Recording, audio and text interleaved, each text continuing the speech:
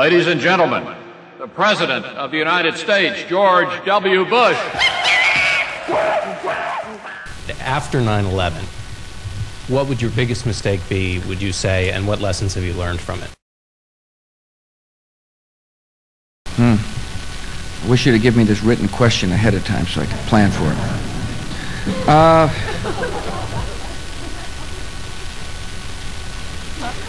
John, I'm sure historians will look back and say, gosh, you could have done it better this way or that way.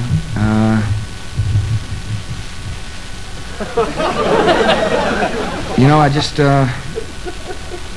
I'm sure something will pop in my head here in this press conference, all the pressure of trying to come up with an answer, but it hadn't yet. You know, I hope I don't want to sound like I've made no mistakes. I'm confident I have. Just put me under the spot here, and maybe I'm not as quick on my feet as I should be in coming up with one.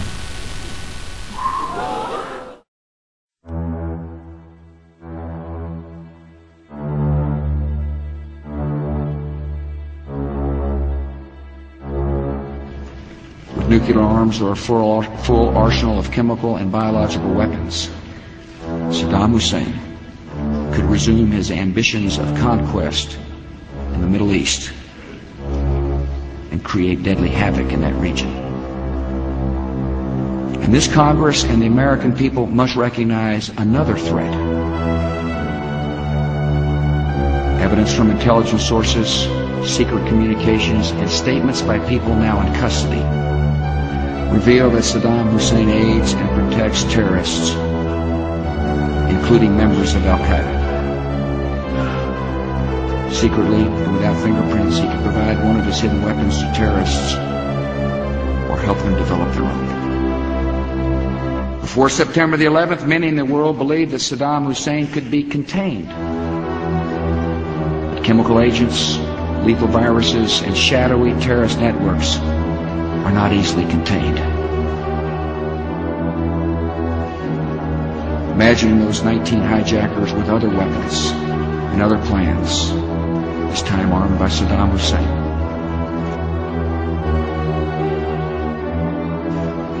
Take one vial, one canister, one crate, slip into this country to bring a day of horror like none we have ever known. We will do everything in our power to make sure that that day never comes. Some have said we must not act until the threat is imminent. Since when have terrorists and tyrants announced their intentions, politely putting us on notice before they strike? If this threat is permitted to fully and suddenly emerge, all actions, all words, and all recriminations would come too late. I don't know anybody that I can think of who has contended that the Iraqis had nuclear weapons. The evidence indicates that Iraq is reconstituting its nuclear weapons program. Saddam Hussein has held numerous meetings with Iraqi nuclear scientists, a group he calls his nuclear mujahideen, his nuclear holy warriors, facing clear evidence of peril. We cannot wait for the final proof, the smoking gun that could come in the form of a mushroom cloud. I don't know anybody in any government or any intelligence agency who suggested that the Iraqis had nuclear weapons. That's fact number one. The smoking gun that could come in the form of a mushroom cloud. Now, we've had no evidence that Saddam Hussein was involved with September the 11th. Before September the 11th, many in the world believed that Saddam Hussein could be contained. We face a second wave of terrorist attacks in the form of deadly anthrax, biological and nuclear weapons. The regime is seeking a nuclear bomb. They were as wrong as they are evil. George W. Bush, a mastermind of September the 11th, together with the CIA, because I needed it, an opportunity to start a search for scapegoats. Let them look to Afghanistan, and above all, Iraq. And one reason is clear. Iraqi oil production. Let's call it the war on terror. Members of Congress, Mr. Speaker, now I desire to tell the truth. I am an asshole. Pure and simple, just the way it is. Just gotta understand that. I am an asshole. Put it this way. My father and mother made him an asshole. I'm sick and tired of games and deception. And let me say one other thing. Dad, I am a mother.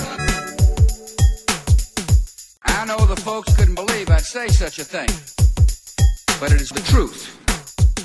We make new discoveries all the time. Take the word of a madman. Osama bin Laden, he may be alive. If he is, we'll get him.